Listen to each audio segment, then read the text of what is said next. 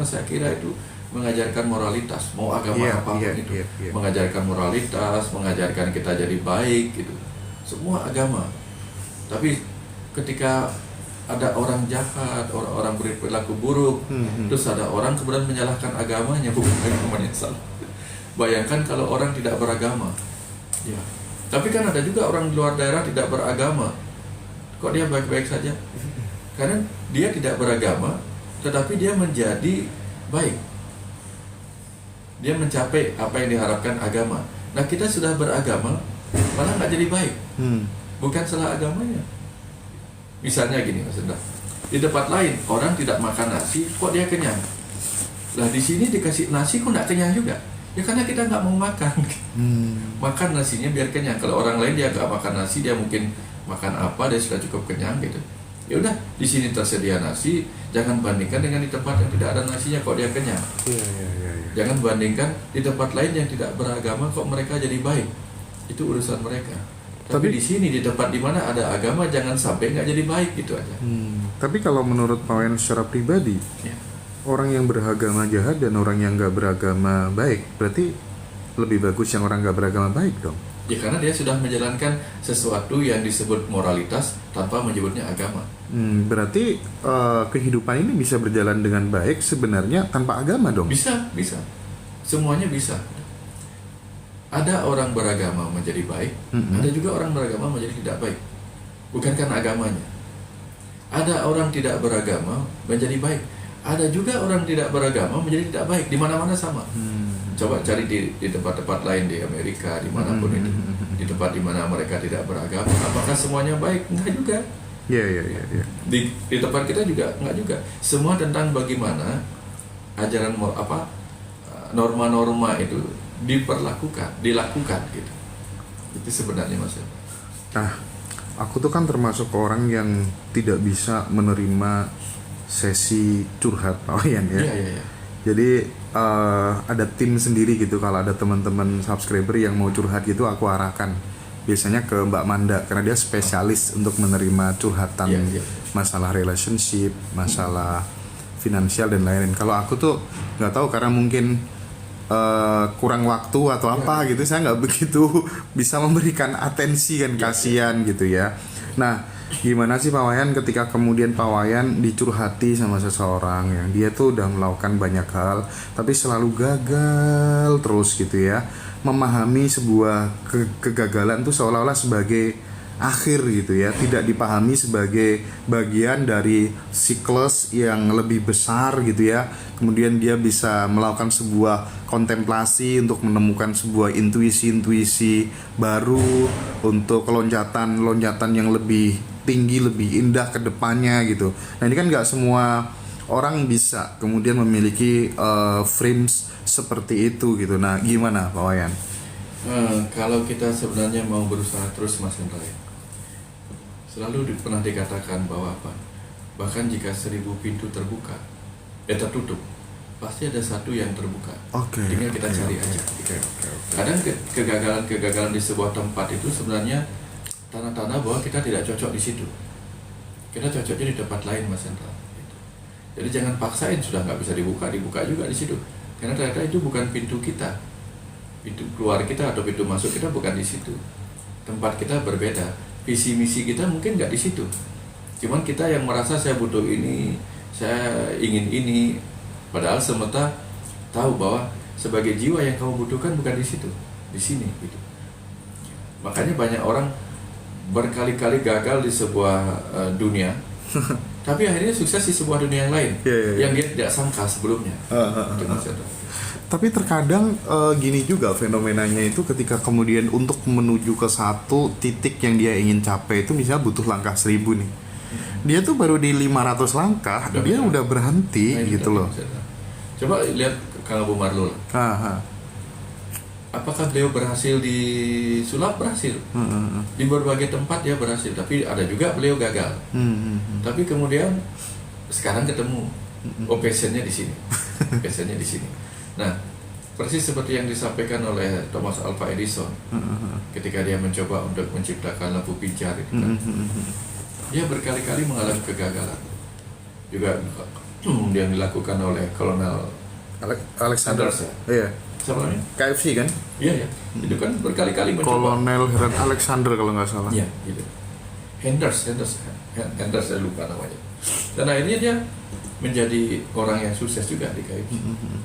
Tapi sekarang setelah sukses demikian, apakah sekarang tidak ada peluang mengalami penurunan? Saya dengar ada penurunan juga. Iya. Hidup ini di mana-mana mau kayak apapun kita tetap ada gelombangnya Mas. Nggak ada orang terus-menerus, gunung aja diciptakan alam itu ada naik turunnya. Betul. Ya. Jadi kita harus mengikuti itu gitu. Ya. Jadi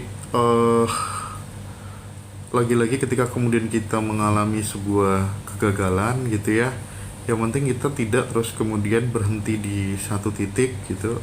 Dan lebih parahnya terkadang Pak Wayan, karena menjadikan seseorang sebagai figuritas gitu ya, figur otoritas gitu, seolah-olah pengen sekali ketemu orang itu terus masalahnya selesai gitu, sesimpel itu gitu. Ini kan sebuah pemahaman yang sangat-sangat tidak wajar, tidak rasional gitu ya, dimana kemudian keberhasilan seseorang itu kan variabelnya kan banyak. Terus kemudian dia pengen hanya selesaikan lewat satu seminar, satu privat online, privat offline. Itu kan sesuatu yang mengingkari logika sih.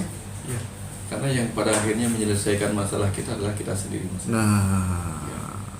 Mau kita beli apa, misalnya gini Mas Chandra, saya sudah pergi kemana-mana, sudah pasang listrik, sudah pergi berbagai macam jenis lampu dan sudah saya hidupkan, tapi saya tetap melihat saya tetap merasakan hidup ini gelap. Kenapa? Ternyata saya lupa buka mata. Jadi bukan apa yang didapatkan di luar, tetapi bagaimana kita membuka diri kita dari dalam. Begitu kita membuka mata, bahkan sinar sedikit pun bisa membuat kita melihat sesuatu, Mas Hendra. Asal kita mau membuka. Terus ketika kemudian di fase kita mengalami sebuah kegagalan gitu, kan muncul emosi-emosi yang tidak enak, ya, pikiran-pikiran yang pokoknya menyiksa lah ya. Nah itu tipsnya gimana Pak Wayan biar kemudian kita itu tidak terluka gara-gara emosi-emosi yang muncul, karena sesungguhnya diri kita sebenarnya kan bukan yang itu gitu kan. Itu kan hanya topeng-topeng persona aja gitu. Nah itu gimana tipsnya apa Pak Wayan? Memang kenyataan itu Mas Hendra.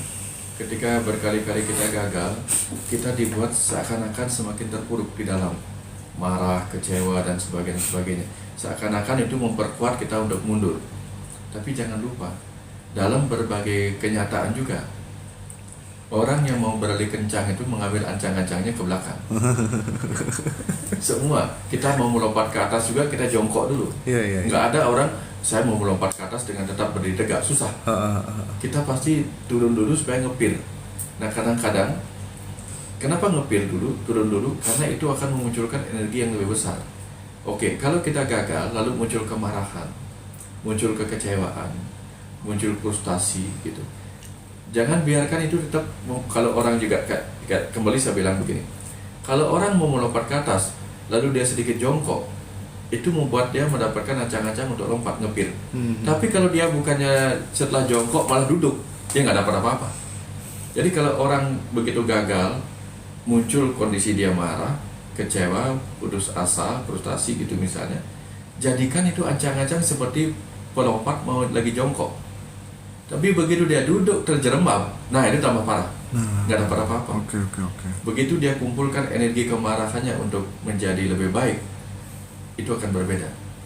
Kenapa saya katakan begini? Saya dulu diterima di Fakultas Kedokteran Udayana itu ranking 3 Mas Hendra, pertama.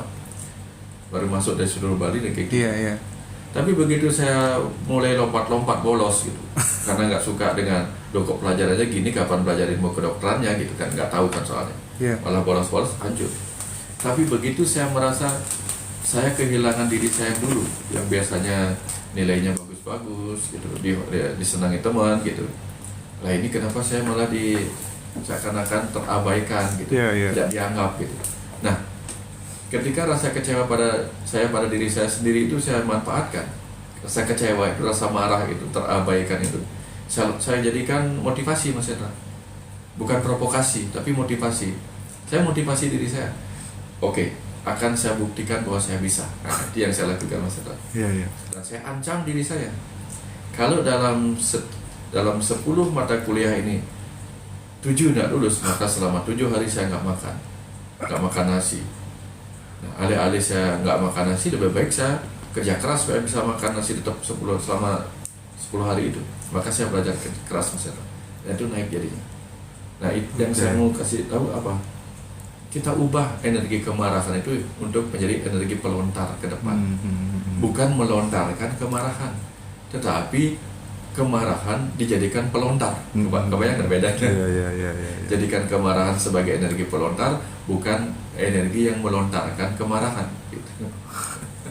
Nah, ini mungkin apa yang kita bicarakan ini temanya pas sekali dengan bukunya Pak Wayan tentang Surya Pun Pernah Tenggelam. Karena Pak Wayan nulis itu kan untuk teman-teman yang lagi jatuh gitu ya, lagi terpuruk, lagi berada di titik terendah gitu ya. Jadi teman-teman silakan nanti yang mau akses bukunya Pak Wayan bisa kontak admin gitu. Ini relate banget dengan sesuatu yang pernah saya alami beberapa minggu ini, drama yang cukup mengenaskan gitu ya. Tapi mungkin teman-teman juga bisa dapat gitu ya dari cerita ini gitu, bahwa ketika kemudian semua channel saya diretas gitu, hanya tersisa berapa ya, 4 atau berapa gitu, saya memutuskan untuk ya udahlah kita mulai lagi dari awal. Toh dulu aku mulainya dengan minus gitu, sekarang mulainya lagi udah nggak kekurangan apa-apa gitu ya. Jaringan, finansial, pengalaman udah ada gitu, jadi tetap ada semangat untuk bertumbuh gitu Pak Wayan. Bismillah aku nekat, take lagi di Bandung ya bersama TVB gitu ya. Belajar kuantum jam dan lain sebagainya gitu. Dan persis Pak Wayan, saya udah nggak berharap gitu, karena ini masalahnya udah berat banget. Itu Ngaji Roso udah berat banget Pak Wayan. Jadi pokoknya kemungkinan balik tuh kecil sekali gitu. Dan tiba-tiba minggu balik gitu ya. Setelah balik Pak Wayan, channel-channel yang baru aku bikin untuk kemudian supaya aku tetap semangat ada kerjaan gitu kan, diretas lagi, hilang semuanya lagi gitu kan. Aduh. Terus Ngaji Roso balik tapi iklannya belum balik gitu ya. Iklannya belum balik, tapi nggak apa-apa lah, minimal udah balik. Terus pagi tadi tidur, bangun cek channelnya, udah muncul. Iklannya udah muncul. Terus ketika kemudian kita berada di fase yang kemudian udah nggak terlalu ngarep, terus kemudian kita udah muncul rasa syukur, terus kayak nggak kekurangan apa-apa, itu Pak Wayan muncul sebuah dorongan, kamu harus WA ini deh. WA dong, gimana ini kalau dilaporkannya secara paralel bla bla bla bla bla. Oke, aku WA, dan orangnya langsung berubah pikiran. Ya udah Mas, mulai pagi ini semua channelnya aku datangkan tim support segala macem. Waduh, kayaknya memang bener-bener menghadirkan sebuah perasaan di mana apa yang kita inginkan itu sudah tercapai, meskipun belum tercapai, itu sangat powerful. Pak Wayan kan juga dalam kemarin yang di Bali, metafisik, daya ajaib metafisik, salah satunya kan itu kan. Mas Hendra kalau tidak pernah mengalami ini tidak akan tahu bahwa Mas Hendra banyak yang mensupport. Kalau tidak pernah seperti ini, nggak tahu bahwa mereka nggak punya kesempatan untuk membalas. Iya sih. Iya juga ya. Jadi orang tuh pada berebut pengen bantu gitu Pak Wayan. Aku tuh terharu banget gitu ya. Sampai teman-teman yang deket tuh kayak aku tuh kayak ada keluarga yang meninggal gitu ya. Kayak innalillahi gitu ya. Kak, aku kesini tuh pengen menghibur kamu, kok kamu malah kayak nggak merasa sedih apa segala macam gitu. Saya aja ngomong kemana-mana. Kenapa? Saya aja ngomong kemana-mana. Oh gitu? Ya Allah. Kasihan Mas Hendra. Masa semuanya mensupport gitu dalam doa. Ya Allah. Caranya kayak Pak Dewa di Paras. Benar-benar. Pak, gini gitu. Sudah thank you ya teman-teman semuanya yang sudah memberikan support, atensinya, bantuan moralnya, sending love-nya ya teman-teman Abundant Revolution, sending love-nya, terima kasih banyak. Pokoknya seluruh penonton Ngaji Roso, mudah-mudahan ini menjadi dorongan energi positif untuk kita terus berkarya gitu ya Pak Wayan ya. Ini sebuah acara alam sebenarnya juga Mas Hendra, untuk menunjukkan kepada kita apakah sesuatu yang kita bikin itu bermanfaat apa tidak. kalau orang lain mendapat manfaatnya, maka mereka juga akan merasa kehilangan. Oh iya. Kalau ini nggak bermanfaat bagi mereka, mereka akan mensyukurinya. Oh iya bener ya Pak Wayan ya. Ya. Kesempatan semesta untuk memberitahu Mas Hendra bahwa ini bermanfaat. Iya. Aku banyak belajar dari cerita ini sih. Oke ya Pak Wayan.